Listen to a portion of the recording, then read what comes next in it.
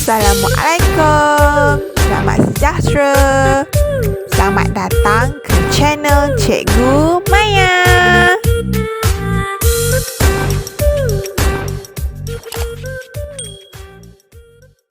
Okey murid-murid, pada hari ini anda semua akan mempelajari topik aspek seni bahasa Melayu tingkatan 3, iaitu Novel Tawanan Komander Kaukasus.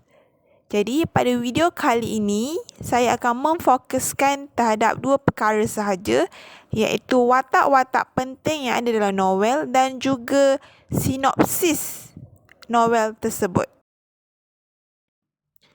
Seperti yang murid-murid dapat lihat, cikgu telah membahagikan watak-watak yang ada dalam novel kepada 3 bahagian, iaitu bahagian pertama watak remaja, bahagian kedua watak dewasa dan bahagian ketiga watak kumbang.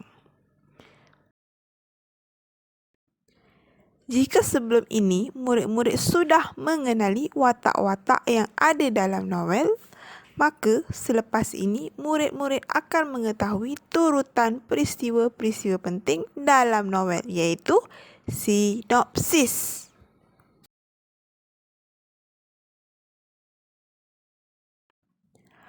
Farhani dan rakan-rakannya dalam usaha mereka untuk kembali ke pangkuan keluarga masing-masing dengan selamat setelah menjadi tawanan tentera kumbang. Cerita bermula apabila warga sekolah menengah Seri Kencana dan penduduk kampung dikejutkan dengan berita kehilangan Kim Yong yang keluar mencari kumbang di pinggir hutan di kampungnya. Pelbagai spekulasi tentang kehilangan Kim Yong telah dibuat. Sebagai rakan sekelas, Farhani, Chiame, Mira, Haikal, Devnet dan Wei turut bersimpati dan bersedih atas kehilangan Kim Yong. Mereka bersepakat menziarahi Puan Lee, iaitu ibu Kim Yong yang begitu sedih atas kehilangan anak tunggalnya itu. Setelah sebulan berita kehilangan Kim Yong, Cikgu Salimah selaku guru sains tingkatan 1 Arif di Sekolah Menengah Seri Kencana telah memberikan satu tugasan kepada murid-muridnya untuk mencari serangga bagi memastikan zoo mini serangga yang diilhamkan di sekolah mereka itu menjadi satu kenyataan. Dalam pembahagian tugasan itu, Farhani, Chiame dan Mira ditugaskan untuk mencari kumbang. Sementara itu, Haikal berasa terkilan atau kecewa kerana Cikgu Salimah tidak memberikan tugasan mencari kumbang itu kepadanya. Oleh sebab itu, Haikal memperlekehkan kewibawaan Farhani dan rakan-rakannya untuk mencari kumbang tersebut. Lantas, Farhani bertekad untuk mendapatkan kumbang tersebut. Bagi melengkapkan tugasan yang diarahkan oleh Cikgu Salimah, Farhani, Chiame dan Mira telah bersetuju dan bersepakat untuk mencari kumbang di dusun Datuk Farhani. Disebabkan Farhani telah tiba awal di dusun datuknya, dia mengisi masa menunggu kedatangan Mira dan Chiame dengan mencari kumbang terlebih dahulu sehingga pencariannya itu telah membawanya jauh ke dalam dusun datuknya. Akhirnya Farhani menemukan sebuah rumah lama dan masuk ke dalam rumah lama itu. Dia menemukan anak tangga yang menuruni ke ruang bawah tanah hingga membawanya ke dimensi kerajaan kumbang. Sementara itu, Mira dan Chiame telah tiba di dusun Farhani setengah jam lewat daripada masa yang telah dijanjikan, tetapi mereka tidak nampak kelibat Farhani di situ. Chiame dan Mira terkejut apabila ibu Farhani, iaitu Puan Asmah, memaklumkan kepada mereka bahawa Farhani telah pergi ke dusun datuknya selepas solat Zuhur. Ibu Farhani bersedih atas kehilangan Farhani memandangkan Farhani ialah anak bongsunya. Encik Adnan, iaitu bapa Farhani, meminta isterinya bertenang dan bersabar. peristiwa kehilangan Farhani dan Kim Yong yang dikaitkan dengan kejadian mereka keluar mencari kumbang telah menjadi perbualan masyarakat setempat dan seluruh rakyat Malaysia.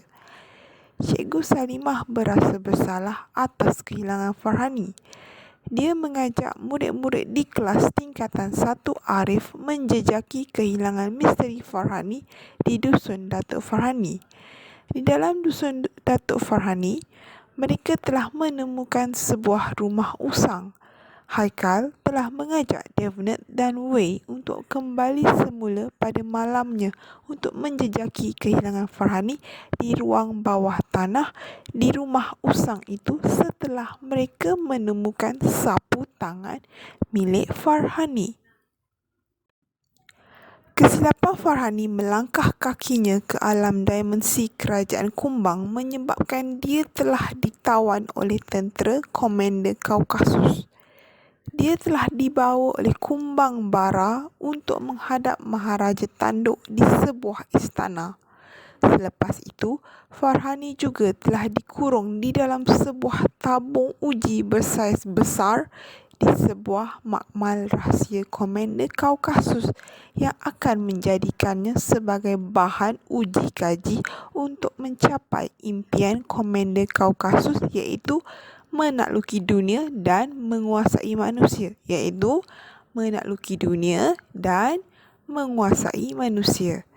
Di makmal rahsia itu, Farhani telah bertemu secara tidak sengaja dengan Kim Yong yang telah dilaporkan hilang selama lebih daripada sebulan itu.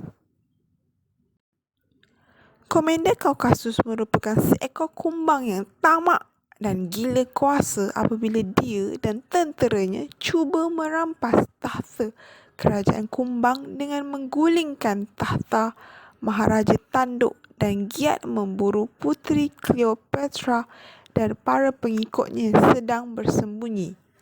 Suatu ketika, suatu kejadian huru-hara telah berlaku menyebabkan Bara dan Dara Bintik yang merupakan pengikut Puteri Cleopatra bergegas menyelamatkan diri dengan membawa bersama-sama Farhani dan Kim Yong. Di satu kawasan perkemahan, Bara dan Dara Bintik telah membawa Farhani dan Kim Yong menghadap Puteri Cleopatra yang sangat baik dan sopan. Puteri Cleopatra memohon bantuan mereka berdua untuk menumpaskan atau menewaskan Komander Kaukasus yang kejam dan tidak berhati perut itu. Sementara itu, ketika Haikal, Devnet dan Wei mencari jejak kehilangan Farhani di ruang bawah tanah rumah lama itu, mereka telah memasuki dimensi kerajaan kumbang sehingga mereka ditangkap oleh tentera Kumbang Bara. Apabila mereka bertiga tersedar dari pingsan, mereka terkejut setelah mendapati mereka menjadi tawanan kumbang yang bersaiz besar di sebuah kawasan hutan. Mereka juga terkejut kerana mereka telah bertemu semula dengan Farhani dan Kim Yong di situ yang berada dalam keadaan selamat. Farhani dan Kim Yong meyakinkan mereka bertiga bahawa kumbang-kumbang itu berhati baik dan merupakan sahabat mereka berdua. Sekali lagi, Kumbang Bara menyuarakan bantuan daripada mereka berlima untuk membantu Puteri Cleopatra dan pengikutnya untuk menewaskan Komander Kaukasus dan tenteranya.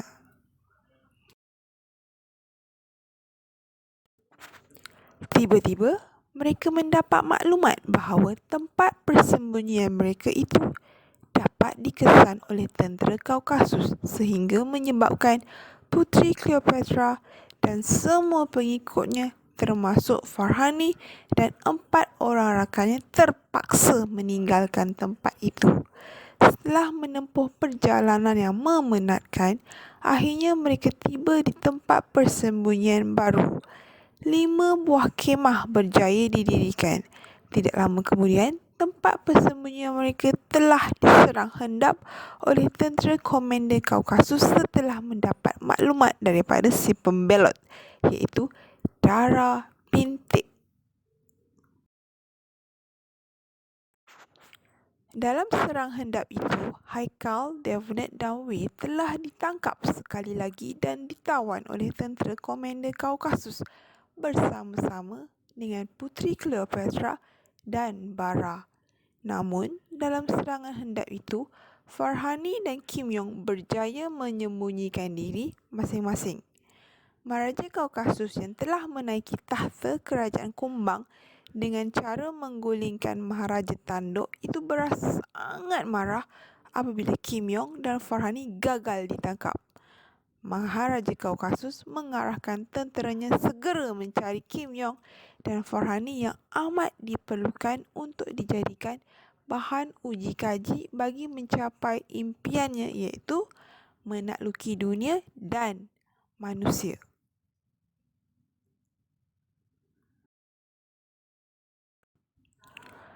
Pada suatu malam, Dara Merah, Farhani, Kim Yong, Kunang-Kunang dan pengikut mereka telah menyusun strategi untuk menumpaskan Komander Kaukasus dan tenteranya melalui penggunaan cecair endosulfan sekaligus membebaskan semua tawanan yang dipenjarakan oleh Komander Kaukasus. Akhirnya, strategi yang telah dirancang itu digunakan pada satu malam. Mereka berjaya menewaskan Komander Kaukasus yang kejam dan tenteranya sekaligus berjaya membebaskan Puteri Cleopatra, Bara, Maharaja Tanduk dan 3 orang rakannya, iaitu Haikal, Wei dan Devnet yang telah dikurung itu dengan selamat. Manakala Komander Kaukasus, Dara Bintik dan para tenteranya telah dikurung. Puteri Cleopatra telah ditabalkan sebagai pemerintah kerajaan Kumbang yang baru.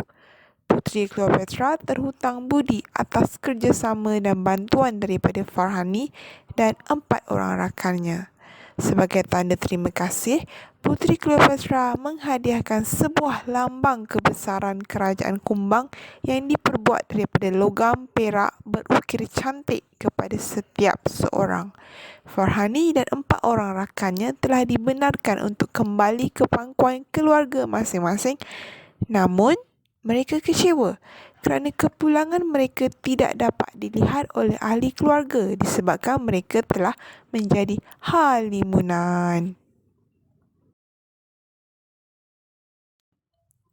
Setelah kata sepakat diambil, Farhani dan 4 orang rakannya kembali ke dimensi kerajaan Kumbang untuk bertemu dengan Kumbang Bara. Setelah minum serum yang diberikan oleh Bara, akhirnya mereka berjaya kembali menjadi manusia asal dan pulang ke pangkuan keluarga masing-masing dengan selamat. Berita kepulangan mereka telah mendapat liputan yang meluas daripada syarikat media cetak dan media elektronik. Namun, mereka bersepakat untuk merahsiakan cerita sebenar mereka yang menjadi tawanan Komander Kaukasus daripada kerajaan Kumbang itu. Itu sahaja video pembelajaran tentang watak dan sinopsis novel tawanan Komander Kaukasus. Jika murid-murid inginkan lagi video tentang novel tawanan Komander Kaukasus, jangan lupa untuk klik button subscribe. Subscribe tau.